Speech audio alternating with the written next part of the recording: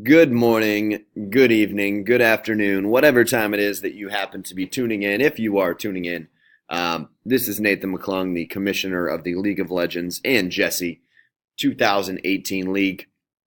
And what I want to bring you this week is simply some analysis of perhaps the craziest week 13 in the history, not of just this league, but of fantasy football sports history. Because what we actually have 10 out of 12 teams that are either in the playoffs or can still make the playoffs mathematically. And while some of those cases are less likely than others, what I want to bring to you are the most real scenarios, the highest likelihood possibilities, and I want to highlight the chances of each team making the playoffs. What we have today, we have three teams who are in the playoffs. And let me just talk about those teams real quick, the years that they have had, and then we'll move on to those bubble teams that are playing for survival this week.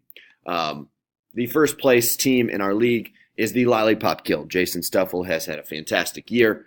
He is led by a very good group of running backs, and he has a couple receivers in Amari Cooper and Tyler Boyd, who perhaps could also offer him, with their increasing target shares here, a decent little floor. So Jason certainly will be a threat. He will be able to rest his players in Week 14. The number 2 seed in our playoffs will be Michael Mitich. Michael Mitich is a young man who is an Indiana University student. He is led by an elite, one of the greatest receiving trios in the history of this league.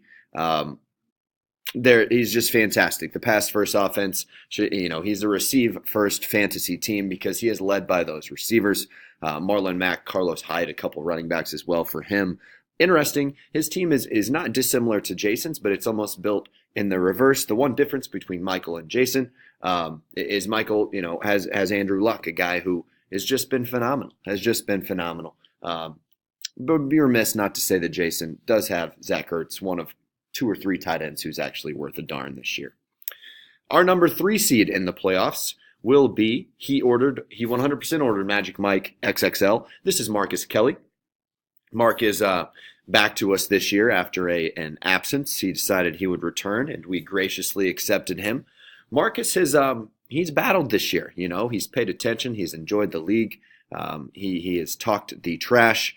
And Mark, sometimes there's that team that just finds ways to win, and that's kind of what Mark's done this year. So certainly, though, I would be remiss again to use the word for the second time now in 2 minutes and 56 seconds, not to mention Adam Thielen and Antonio Brown, 2 players on his team who anyone would like on their teams. If Mark is going to make some noise, he is going to need those players along with Sony Michel, has a girl's last name. He's going to need those 3 players to lead him to the promised land if that is somewhere he wants to go. Mark will not be rostering a full team because he doesn't have money. He does not have a tight end for the rest of the season. One statistic I would like to throw out with regard to points allowed, and I apologize for this, Mark, but it is astounding. Jason Stuffle allowed the second fewest points in our league at 1,225.5 points thus far. Mark has allowed 1,087 points, so the difference between the number 2 team with regard to defense and the number 1 team with regard to defense is a whopping 11.2 points per week. And numbers, right? Numbers are fascinating. Let's break down these matchups. Mr. Luckbox, I appreciate you as a human being. I appreciate you being in this league. All of us have appreciated a couple of these spoiling wins that you've had this season, specifically a really big one that you got for us last week. Adam, you're the Bubba Master. You're the cup man. You are the house. I apologize. We are not going to analyze your matchup this week, my friend. Good luck to you in the toilet bowl. We will have, perhaps going forward, both a playoff and a toilet bowl weekly preview, my friend. So keep tuning in. Let's take a look. The first matchup I want to look at here, Pimpin' Ain't Breezy against the Lollipop Guild. Now, Trampus is one of 3 teams who does control his own destiny. If Trampus wins, very simple. He is in the playoffs. He will be playing in the playoffs in Week 14. If Trampus loses, he currently has 1,300 points, which is 11 more than Nathan. It is 27 more than Tyler and 39 more than Joey. So there is a scenario as well where Trampus loses. he could perhaps still make the playoffs if his team scores what his team usually scores, which is generally, I believe I ran the numbers this week. Trampa somehow has been over 110 points 9 times this season. Now, while his team hasn't necessarily gone off a lot, that's a really nice floor, and that's kind of where he's been. He is without the leader and the soul and the heart piece of his team, his side piece as well. Melvin Gordon, Trampus, once again, Trampus Whalen, our sponsor, his law firm. Things may be changing with regard to our sponsorship soon, but TA always going to be there for us. Trampus needs to win, and he's starting here with Drew Brees at Dallas tonight, primetime game. Hopefully Dallas, can maybe get a couple quick scores for Trampus, so Drew Brees can have a few more possessions there. Dallas is kind of a grinded out team, but the Saints are on a whole other level right now. But like I was saying with Trampus, he wins, he's in. Very simple. Very, very simple. However, if he does lose, there is one team that will pass him almost certainly should that team win, and that team is Adam Brandt. We'll get back to him here momentarily, but in this matchup, Trampus up against a Lollipop Guild, not even necessary, once again, that he wins. As long as he scores his usual 110 points, he should be in pretty good shape. I think he would like to go a little bit north of that just to feel comfortable. But Trampus, good luck this week. I hope that that you're able to get those points that you need, my friend, if you do not get that victory. Here, and this is a big one. These are two teams that are 5-7. And let me just talk about the opportunity the Mighty Midgets has, because the Mighty Midgets have an opportunity to win and get in the playoffs 100%. Okay? Because the Mighty Midgets have more points than every team in the league but Jason. They have accumulated Adams had a great year. He has Christian McCaffrey. He's got a lot of really boom players. He has Travis Kelce. He just had a very good year. Matt Ryan's kind of come back for him, the guy he kept. And Adam has a chance, as I said, to get to 6-7 and get in the playoffs. Not to be overlooked, however, is Team Overrated Beard, James Kalen. Joey has 1,261 points and is 5-7. So Joey is the one team who perhaps right now it looks like he's a little too far behind. But if you look at what his team has done in recent weeks, it has been going bonk wild. So even me, one who I have to win to get in, I don't necessarily feel comfortable with my 28-point lead over Joey with the way his team has been playing should he win. Because he has guys here. You can look at his team. Saquon Barkley, he's got Patrick Mahomes. Hilton can go off anytime. Maybe that's a tough matchup at Jacksonville. Maybe get some shadow coverage there. But T.Y.'s been pretty darn good. DJ Moore is the guy, at Tampa. Love that dart throw on DFS this week. Always love DJ Moore in that Carolina offense, especially against that awful Tampa Bay team. And then, he's kind of just rounding out the rest of his team there. But Joey is still mathematically alive. He needs to win and go for probably 130 or so, if not more, to feel good about himself. So, but again, what I think will happen here is I think the Mighty Midgets are going to find a way and to win this matchup.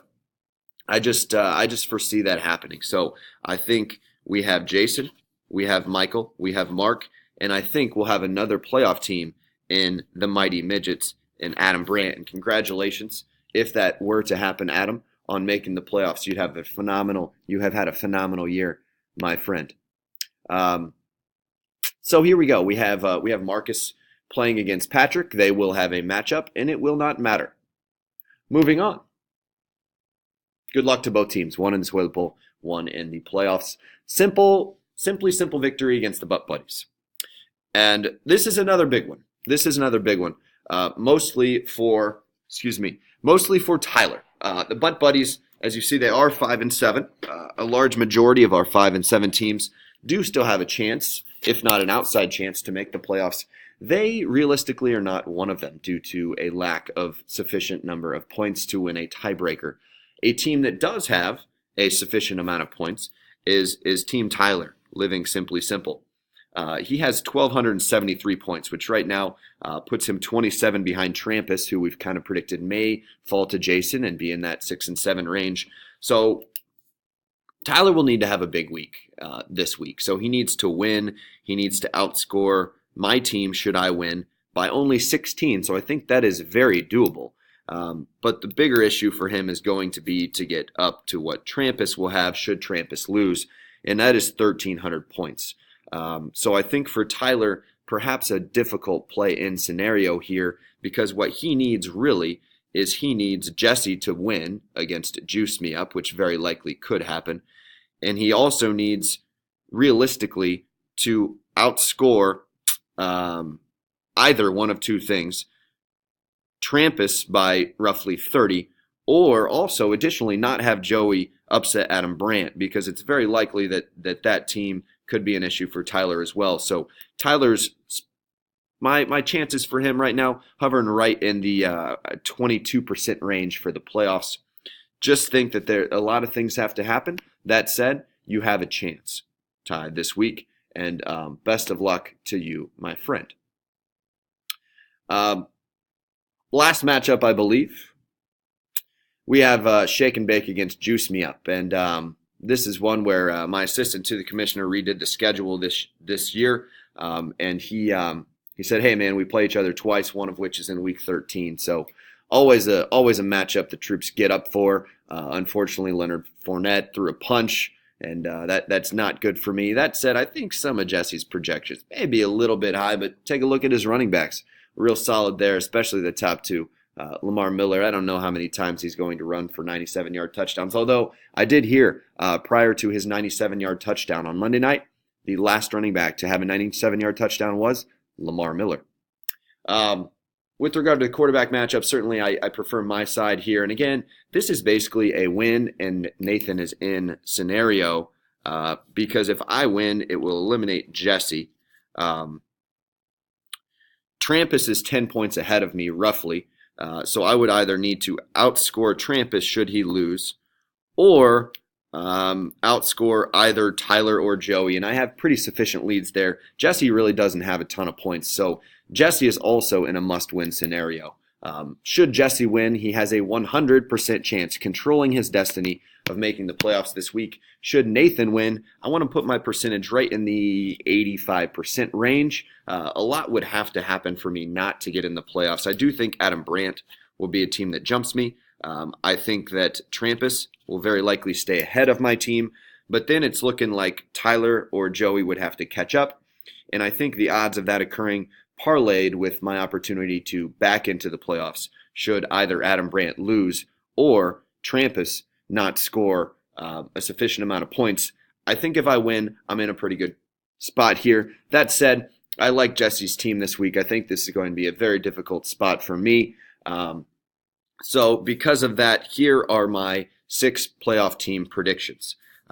Jason has a bye. Mike has a bye. Mark will be the 3 seed, and he will be facing up against, he better hope it's not Adam Brandt, because that will be Pound Town. But that is the way I am projecting it right now. So my current projection will have in week 14, one playoff matchup will be Adam Brandt against Mark Kelly. The other playoff match will be Trampas Whalen against Jesse Shawver. In the Toilet Bowl, we will have some matches as well, and those people will be playing for their own glories. So, guys, again, everybody's alive this week, right? And we'll just highlight these one more time here, make sure I didn't skip any of these matchups.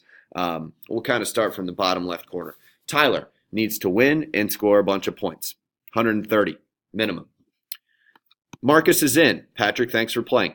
Mighty Midgets versus Team Overrated Beard. Everyone who's on the bubble is kind of rooting for Team Overrated Beard here, but that's against my nature because I hate Joey. So, likely, I just think Adam probably wins this year. If he does not, good possibility neither of these two teams is in the playoffs. Tyler, for one, should be rooting for Team Overrated Beard to defeat the Mighty Midgets, because the Mighty Midgets, a lot of points. Mr. Luckbox, thanks for playing. You're my boy. You suck. Pimpinate Breezy.